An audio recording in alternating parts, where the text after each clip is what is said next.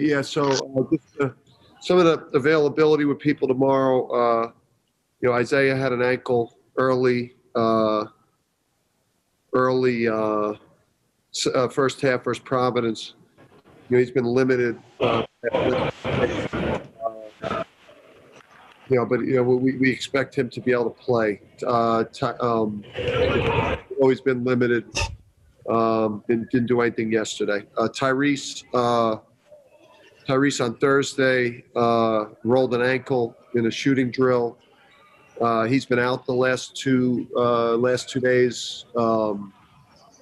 He's been out of practice, hasn't been able to do anything.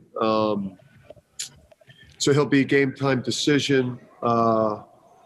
It's a coin toss with him. I think both him and Isaiah I think are likely to play, but and soldier on. Tyrese is more concerning than Isaiah.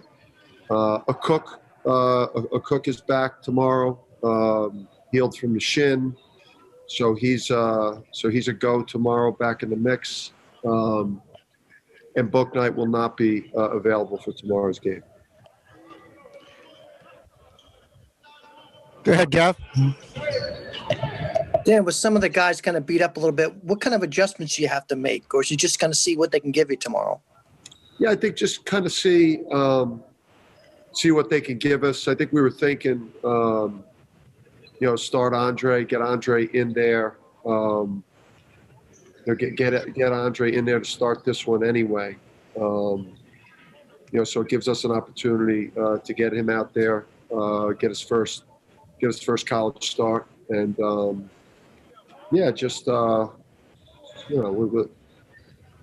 just deal with stuff that's as it comes. We have obviously limited what we're able to do in practice, but this team has dealt with a lot.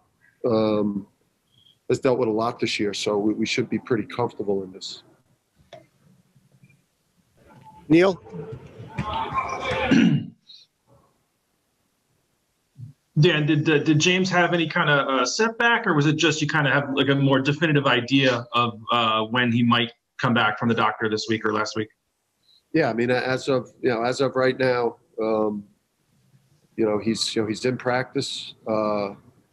He can go and we're following obviously the advice of the medical people on this, the surgeon. So he's back in practice and is not cleared for games yet. So but he's looking better, he's looking stronger. Imagine where Dave? We'll see him at some point. Please. See him at some point. Dan, is it fair to say, and maybe it isn't, but is it fair to say that Andre would thrive a little more in sort of an up-tempo type game? And since you guys are playing a little slower, a little more methodical, is it possible, we won't really quite see everything he can offer moving forward here if you're playing this type of style? I think you see flashes of the passing. I think you see obviously the athleticism and his ability, to make plays out there with his athleticism. So when we're getting after people in our man defense, or we're into three-quarter court pressure, or how about we get some stops? We haven't gotten a whole lot of stops. We're not causing a lot of turnovers. We're not blocking a lot of shots that stay in bounds, so we could get out in transition. So, he'd be able to, he and we would be able to, play faster if we created more turnovers, forced more misses. We obviously want to take really good shots, but we would like to be able to play, a little faster.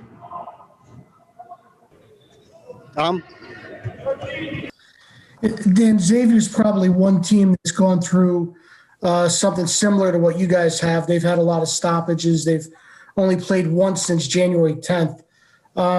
What then? I know you have to look at really old, just fairly old film with them, but what do you see from them? What do you feel like they're going to present tomorrow? Yeah, I mean, really, really good team. A top four or five team in our league. Obviously, Scruggs. Scruggs is one of the better players in the league and a warrior. And a two-way player that he's got a great chance to be, an NBA player. Just a physical style. I think they have a lot of weapons on offense. A lot of shooting. Fremantle is just an ass kicker. That kid, tough as nails, and I think they got a really good team. It's hard to prepare for the game because they've played so infrequently. We've gone back, it's really hard to have a grasp of how they're going to play us because, they haven't played much lately. So, Gavin? Dan, you mentioned after the PC loss that the guys are kind of struggling with their confidence. How do you get that back? You get back in and you get back in practice and you come in with a lot of energy and you have great preparation for the next moment when you're under the bright lights and you just trust what's gotten you here. As a player or as a coach or as anyone that's a part of a program like this, it's taken an exceptional, it's taken an exceptional amount of effort to get to this point and performances to be associated with the program right now. And these guys just gotta be tough-minded mentally and understand that every team goes through a tough stretch of the season. And that we've got to overcome the challenges that we're facing right now. And the only thing that's going to make us feel better is getting a win. And, in the end, the best way to get over yourself and to not suffer anxiety and frustration and nerves of bad performances is just to throw yourself into the team, throw yourself into winning only. Just care about winning, care about others, takes a lot of pressure off yourself. Have they done that?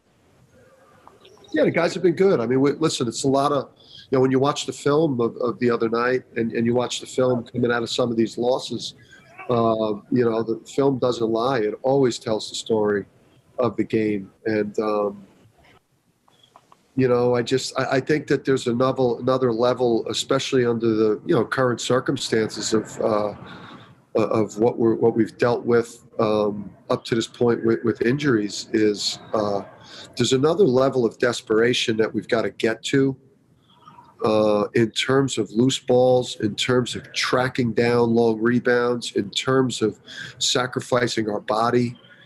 Again, there's a path to victory for us in these games, but and I think we play hard, but I think that there's a level of desperation that we've got to get to tomorrow at noon to have a chance to win. Roger, Cleveland?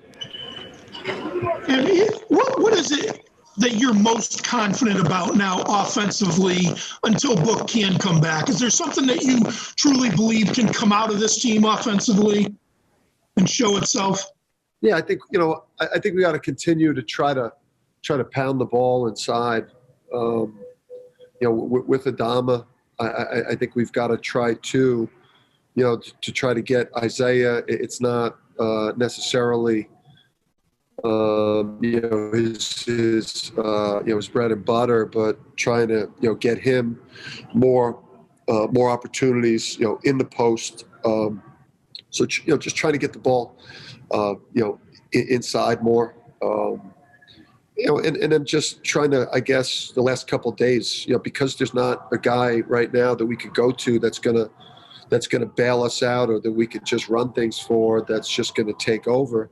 We've got to do it collectively right now. We've got to have good ball movement, or better ball movement. We've got to have better player movement. we got to get into things earlier in the clock. I mean, there's things that we've got to do to give ourselves a better chance. But, you take, one of the most dynamic players in the country off of anyone's, off of anyone's group, it's not going to look the same. Dave, go ahead. It's as far as a Cook goes, is it fair to say that, still somewhat limited minutes for him tomorrow?